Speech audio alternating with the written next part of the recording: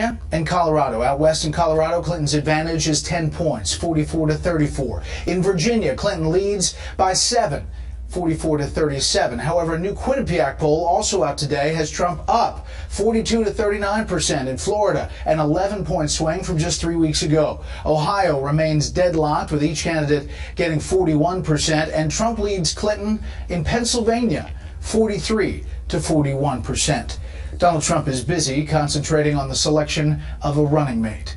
I spoke with him about the process and where the campaign is right now, earlier today in Indianapolis. So you had breakfast at Governor Pence's place and your kids were there. How'd that go? It went really well. High quality person, wonderful guy. He's always been very respectful to me and really I think appreciates what I've done politically, and we had a great meeting. So last night at your rally, you usually end with you're going to get tired of winning and winning and winning. And last night you altered it a little bit. I often joke you'll be calling up Mike Pence. I don't know whether he's going to be your governor or your vice president. Who the hell knows? If you don't name him for VP, are you going to have some angry Hoosiers or angry conservatives? Well, I don't think so. I think Indiana's been a very strong state for me. The level of receptivity that I've had here is incredible, and the governor's been amazing. So we'll see what happens. Newt Gingrich is coming in today to see me here. We're waiting around, and then I'm going out to San Diego where we have a big fundraiser for the Republican Party, the RNC. So by the way, you're down to 2. No, I tell you, Chris Christie is somebody I've liked a long time. He's a total professional. He's a good guy, by the way. A lot of people don't understand that, but I'm narrowing it down. I mean, I'm at 3, potentially 4, but in my own mind, I probably am thinking about 2. What's the biggest factor for you? And I just want to pick somebody that's very good. I want to pick somebody who's solid, who's smart.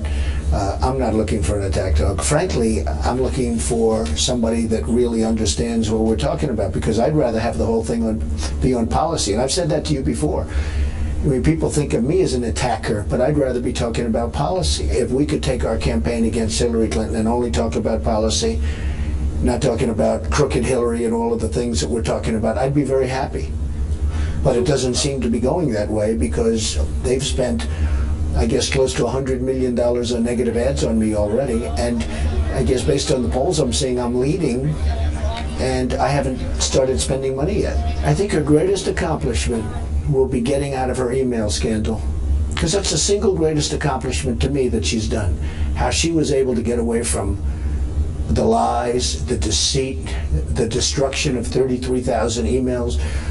To me, that's her greatest accomplishment. And do you think the foundation investigation goes forward? Do you think there's things there that have not I think the played out? foundation's corrupt, but based on the email, look, how can you do worse? You have the FBI director saying she did all of these things. And everybody said, oh, wow, she's guilty. And then the word however comes up. Now, the foundation is corrupt, and she's corrupt.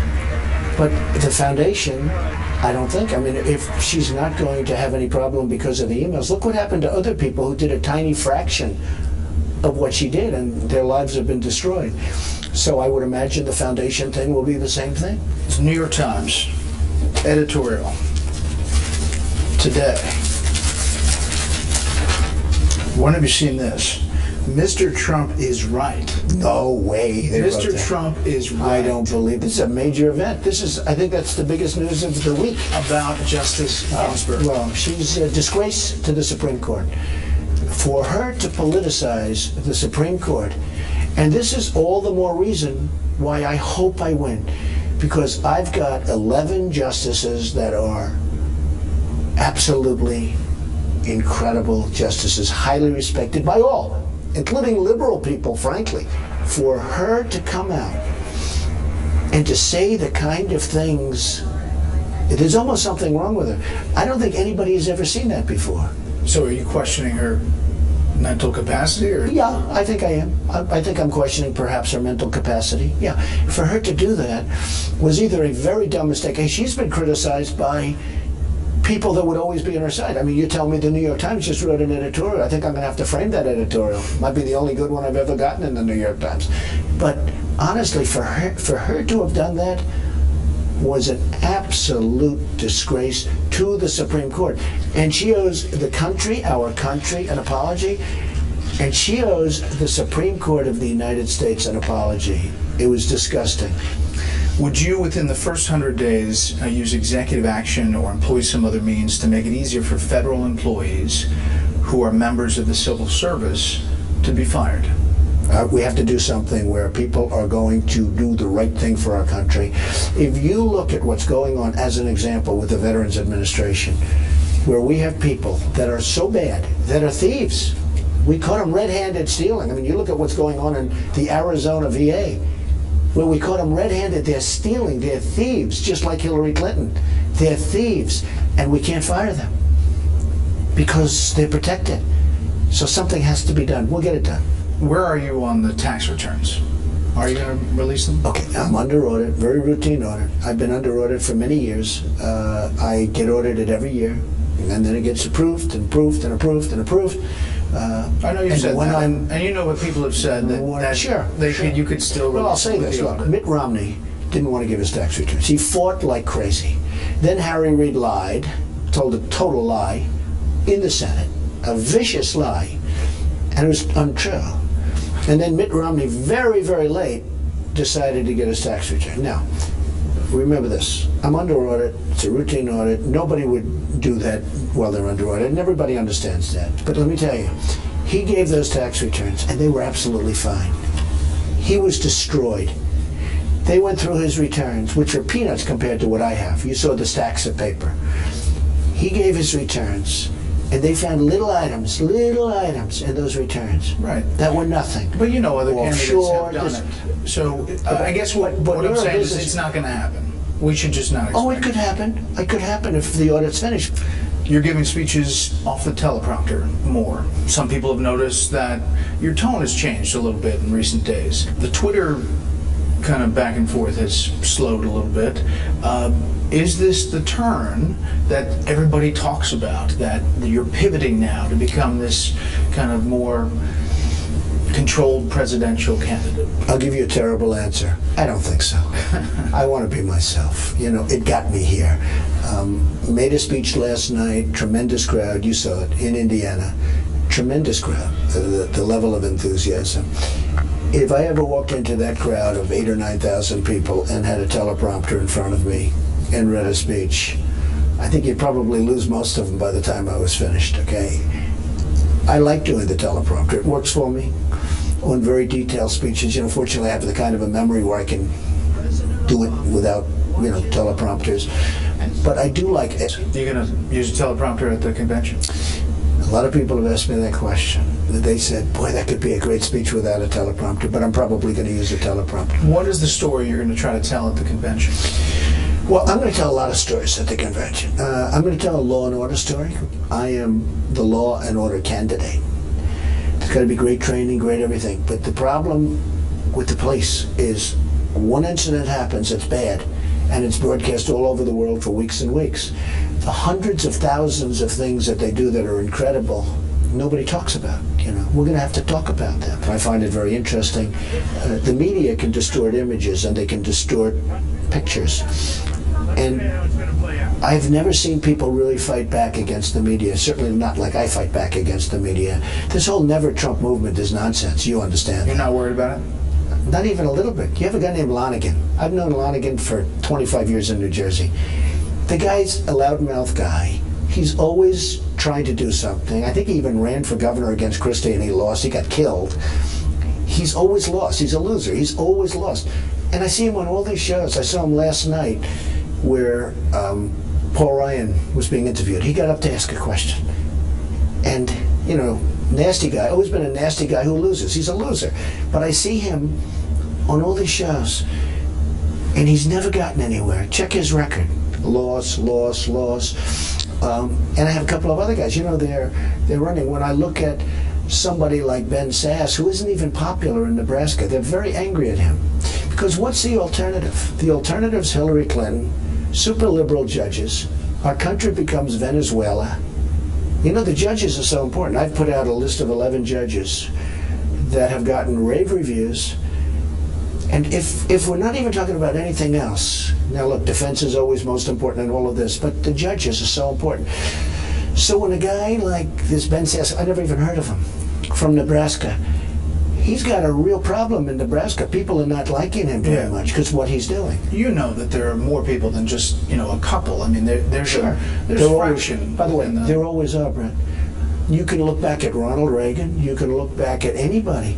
There's never been a convention, even if somebody was extremely popular. Now, you're going to take the person that did that, and in one day, with a couple of loudmouths, you're going to say, oh, forget about the last year. Forget about the fact that Trump got more votes than anybody in the history of the party. Let's put somebody else in there. Let's put somebody that didn't win a state. You say it's not going to happen. Can't happen. No way. All right, so... By the way, if it did happen, there'd be no such thing as primaries, because I'd say, well, let's say in 4 years, I say, I want to run, or somebody wants to run. Why would they go through a full year of going to California, going to New York, going to New Hampshire, going to Iowa? All you do is go to the convention, make a little noise, and see if you can get in. It doesn't work that way. Obviously, the Rules Committee is going to do their thing, and we'll see what comes out of there later this week. But the platform... if you look at the platform right now, the platform is largely a Trump platform. Strong on trade. We're doing something for the evangelicals, which is incredible. Take a look at what's going on with tax-exempt status, because, they keep getting threatened that we're going to take away your tax-exempt status. And we're going to do something to help the evangelicals, the Christians. But you have to concede that the platform is a little bit more socially conservative, perhaps, than you've campaigned on. Well, if you look at trade, and if you look at Trans-Pacific Partnership, and if you look at the wall, and you look at the borders, and you look at all things, I mean, a few people have said it's like a Donald Trump speech. Sure. Republicans oppose abortion rights for women. Republicans oppose women in military combat. Do you agree with that? Well, look, no platform is ever the same way. I would say with women, if they qualify, and I have to say there are very few that qualify from a certain standpoint. Legalizing medical marijuana or any other kind of marijuana. They oppose that. Yeah. Okay. Oppose legally married gay couples adopting children.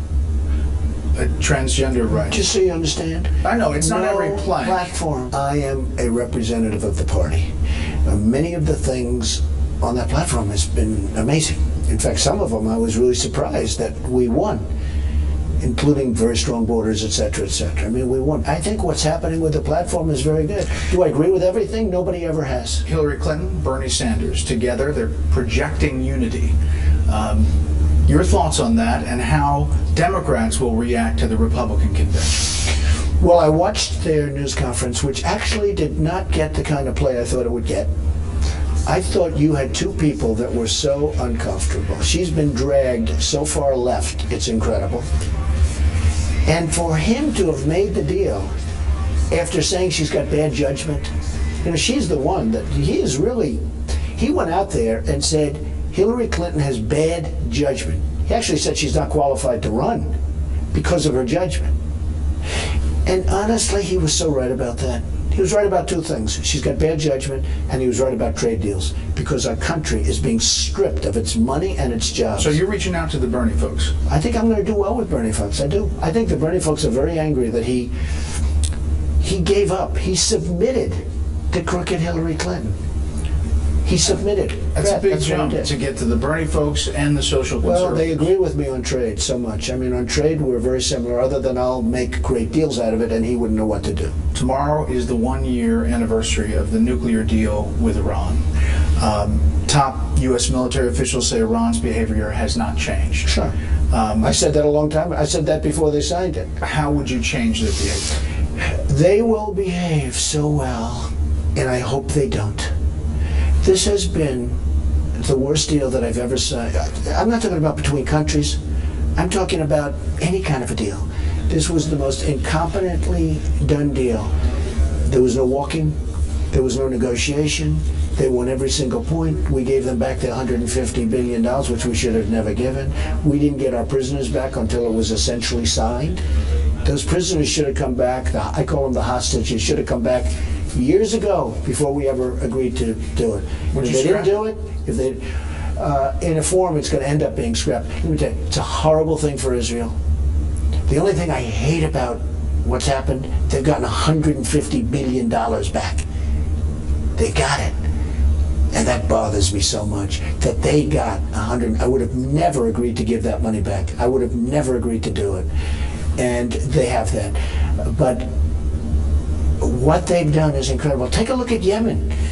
We're fighting them in Yemen. And Kerry is negotiating a deal with the same country that's fighting us all over, but in Yemen. And I said, why? I wonder why they don't say, you got to get out of Yemen, you got to do something. They didn't want to complicate the deal. They didn't want to complicate the deal. These people are incompetent. The people that are running our country, Obama, Kerry, these are incompetent people. And I think that's why I'm doing well. Mr. Trump, thanks for the time. Thank you very much. We'll check in with Campaign Carl a little bit later in this show. Please join me this weekend for a special look at Donald Trump and the GOP convention in Cleveland. A curtain raiser, if you will. Takeover, the Trump convention, premieres at 8 p.m. Eastern Saturday. Next up, Hillary Clinton says the party of Lincoln has become the party of Trump.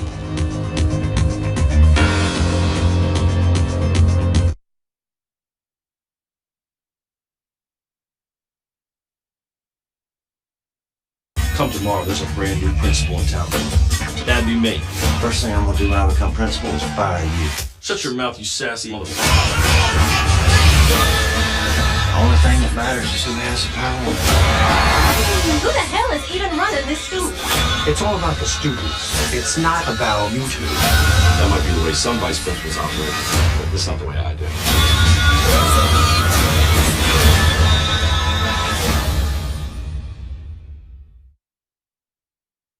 Come tomorrow, there's a brand new principal in town. That'd be me. First thing I'm gonna do when I become principal is fire you. Shut your mouth, you sassy motherfucker. The only thing that matters is who has the power. Who the hell is even running this school? It's all about the students. It's not about you two. That might be the way some vice principals operate, but this is not the way I do.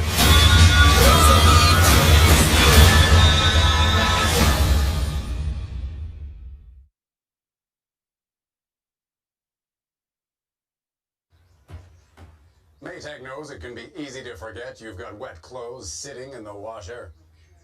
That's why Maytag has the fresh hold option. It keeps clothes tumbly fresh in the washer for up to 12 hours. So the loads you forget will be ready when you remember. Uh-oh.